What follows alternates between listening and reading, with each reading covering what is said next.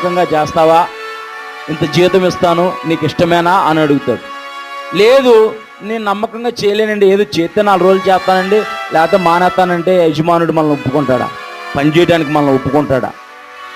ఇక్కడ హిజ్కియా యూదా దేశమందును ఇలాగు జరిగించి తన దేవుడైన యెహోవా దృష్టికి అనుకూలముగాను యథార్థముగాను నమ్మకంగాను పని చేయుచున్నాడంట. దేవుని నామానికి మహిమ కలుగును గాక. దేవుని యొక్క మందిరంలో నువ్వు నమ్మకంగా ఏ పని చేసినా సరే నువ్వు దేవుని యొక్క ఆశీర్వాదాలు పొందుకుంటావు. దేవుని నామానికి మహిమ కలుగును. అది నమ్మకంగా చేయాలి, విసుకోకూడదు, సనుక్కోకూడదు. ఏ బాధ్యత అప్పచెప్పినా, దైవ సేవకుడు ఏ బాధ్యత అప్పచెప్పినా సరే ఆ బాధ్యతను మనం నమ్మకంతో చేయాలి. ఒక దైవజనుడు చూడకపోవచ్చు, దైవజనుడిని పరిశీలన చేయకపోవచ్చు, కానీ నీ హృదయము అంతరంగం ఎరిగిన దేవుడు నిన్ను చూస్తాడు. దానికి తగిన